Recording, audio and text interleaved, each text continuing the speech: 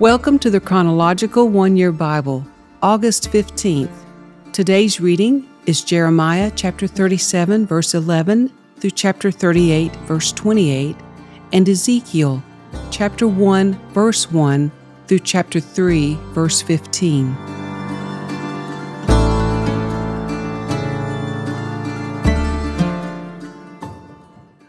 When the Babylonian army left Jerusalem because of Pharaoh's approaching army, Jeremiah started to leave the city on his way to the territory of Benjamin to claim his share of the property among his relatives there.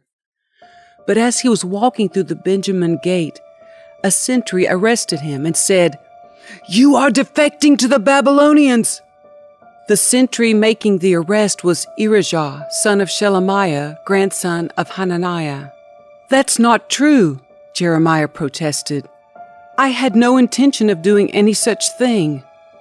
But Irijah wouldn't listen, and he took Jeremiah before the officials.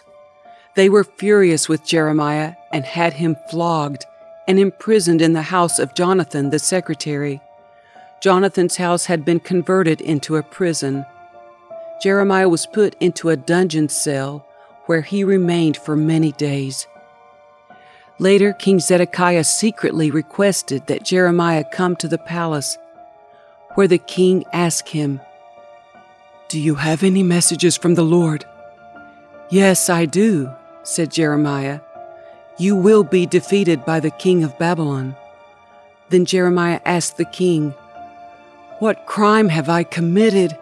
What have I done against you, your attendants, or the people that I should be imprisoned like this? Where are your prophets now who told you the king of Babylon would not attack you or this land?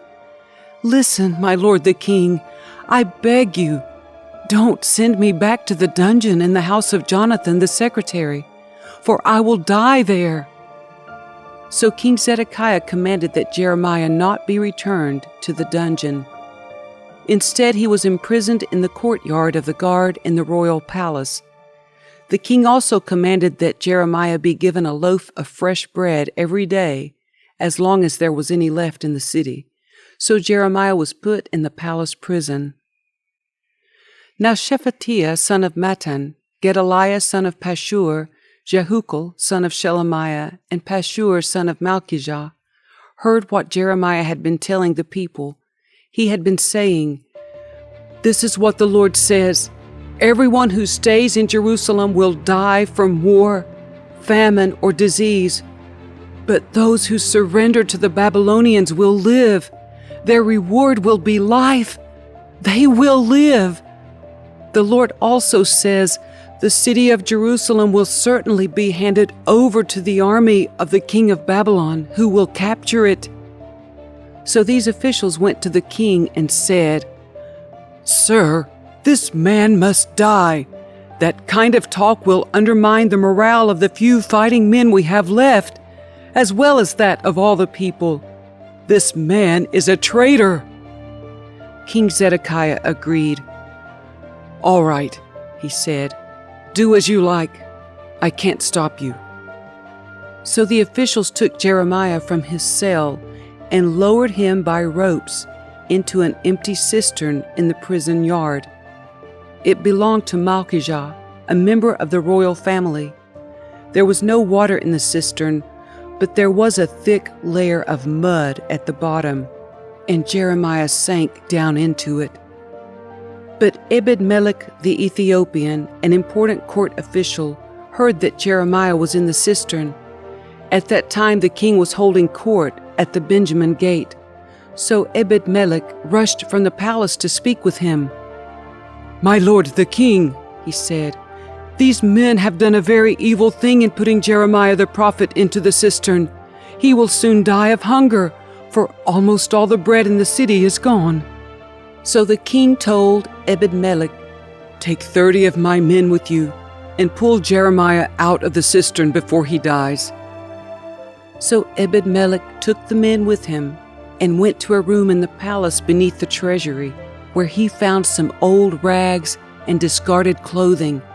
He carried these to the cistern and lowered them to Jeremiah on a rope. Ebed-Melech called down to Jeremiah, "Put these rags under your armpits to protect you from the ropes." Then when Jeremiah was ready, they pulled him out. So Jeremiah was returned to the courtyard of the guard, the palace prison where he remained. One day King Zedekiah sent for Jeremiah and had him brought to the third entrance of the Lord's temple. "I want to ask you something," the king said, "and don't try to hide the truth." Jeremiah said, "If I tell you the truth, you will kill me. And if I give you advice, you won't listen to me anyway." So King Zedekiah secretly promised him, "As surely as the Lord our Creator lives, I will not kill you or hand you over to the men who want you dead." Then Jeremiah said to Zedekiah, "This is what the Lord God of heaven's armies, the God of Israel, says. If you surrender to the Babylonian officers, you and your family will live, and the city will not be burned down. But if you refuse to surrender, you will not escape. This city will be handed over to the Babylonians, and they will burn it to the ground." "But I am afraid to surrender," the king said, "for the Babylonians may hand me over to the Judeans who have defected to them, and who knows what they will do to me?" Jeremiah replied, "You won't be handed over to them if you choose to obey the Lord. Your life will be spared, and all will go well for you. But if you refuse to surrender, this is what the Lord has revealed to me. All the women left in your palace will be brought out and given to the officers of the Babylonian army. Then the women will taunt you, saying, 'What fine friends you have! They have betrayed and misled you. When your feet sank in the mud, they left you to your fate. All your wives and children will be led out to the Babylonians, and you will not escape. You will be seized by the king of Babylon, and this city will be burned down." Then Zedekiah said to Jeremiah, "Don't tell anyone you told me this, or you will die. My officials may hear that I spoke to you, and they may say, 'Tell us what you and the king were talking about. If you don't tell us, we will kill you.' If this happens, just tell them you begged me not to send you back to Jonathan's dungeon, for fear you would die there." Sure enough, it wasn't long before the king's officials came to Jeremiah and asked him why the king had called for him. But Jeremiah followed the king's instructions, and they left without finding out the truth. No one had overheard the conversation between Jeremiah and the king, and Jeremiah remained a prisoner in the courtyard of the guard until the day Jerusalem was captured.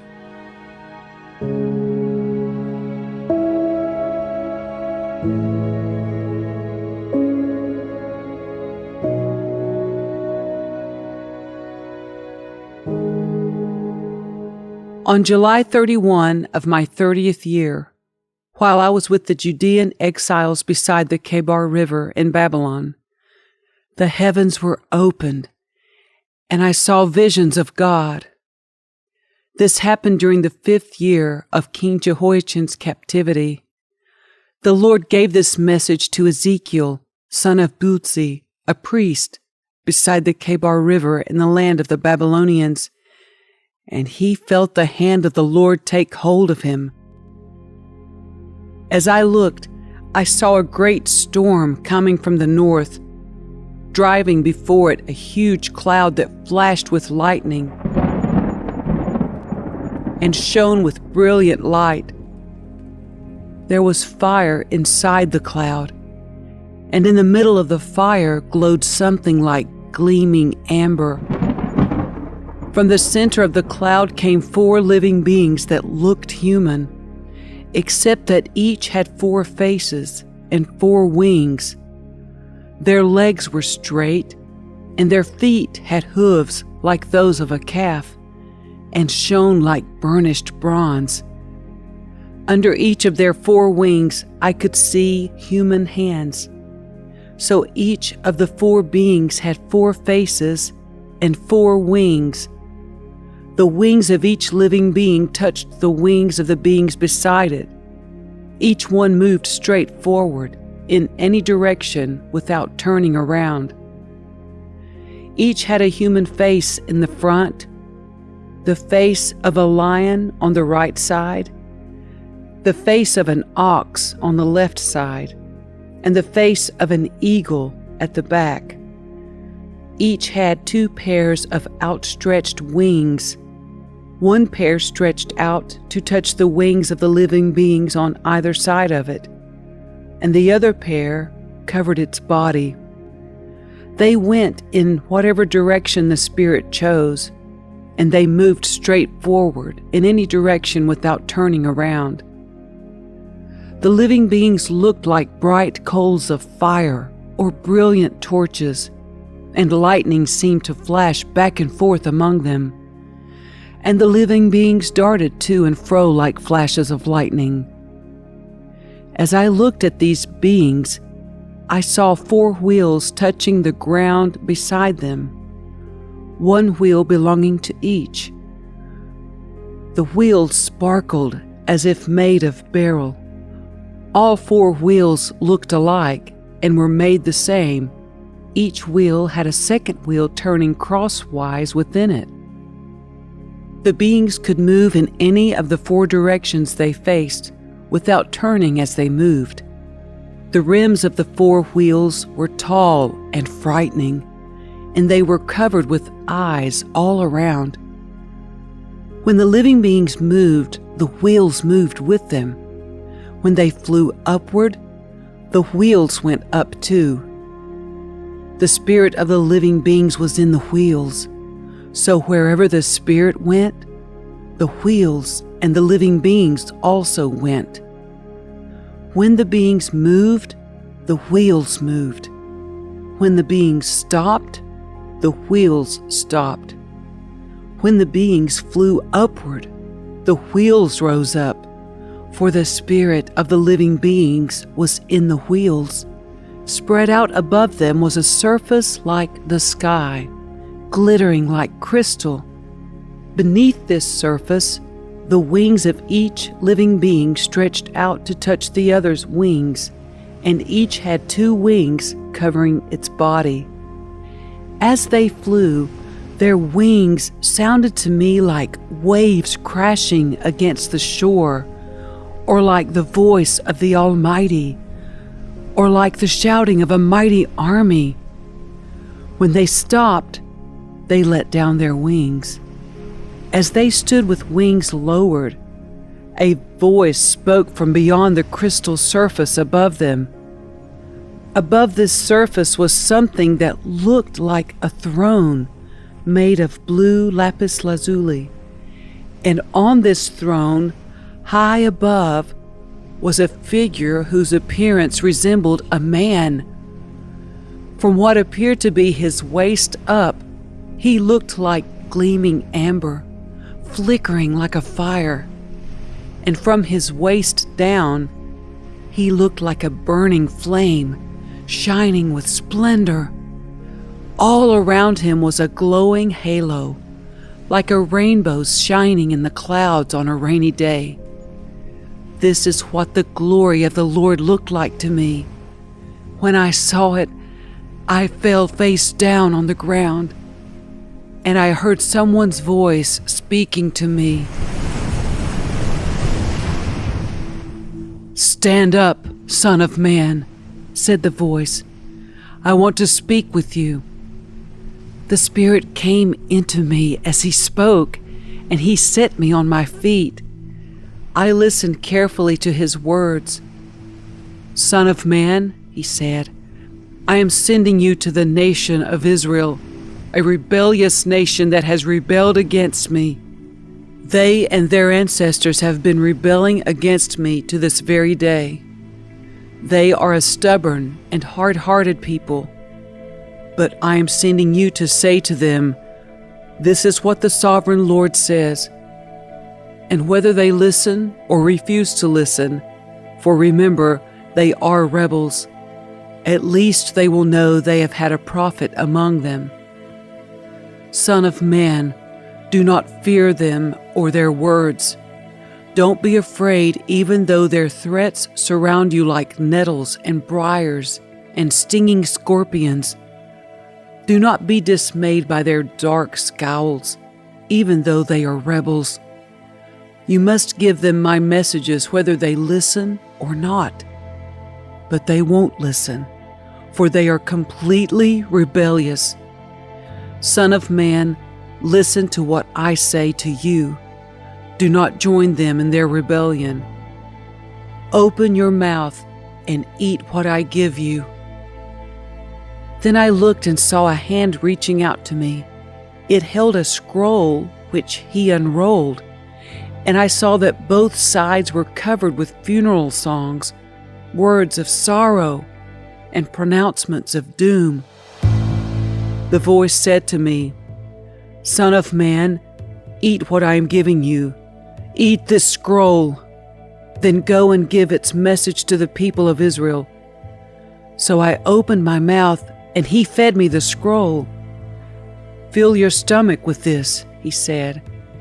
And when I ate it, it tasted as sweet as honey in my mouth. Then he said, Son of man, go to the people of Israel and give them my messages. I am not sending you to a foreign people whose language you cannot understand. No, I am not sending you to people with strange and difficult speech. If I did, they would listen. But the people of Israel won't listen to you any more than they listen to me, for the whole lot of them are hard-hearted and stubborn. But look, I have made you as obstinate and hard-hearted as they are. I have made your forehead as hard as the hardest rock, so don't be afraid of them or fear their angry looks, even though they are rebels. Then he added, Son of man, let all my words sink deep into your own heart first. Listen to them carefully for yourself. Then go to your people in exile and say to them, This is what the sovereign Lord says. Do this whether they listen to you or not. Then the Spirit lifted me up, and I heard a loud rumbling sound behind me. May the glory of the Lord be praised in his place.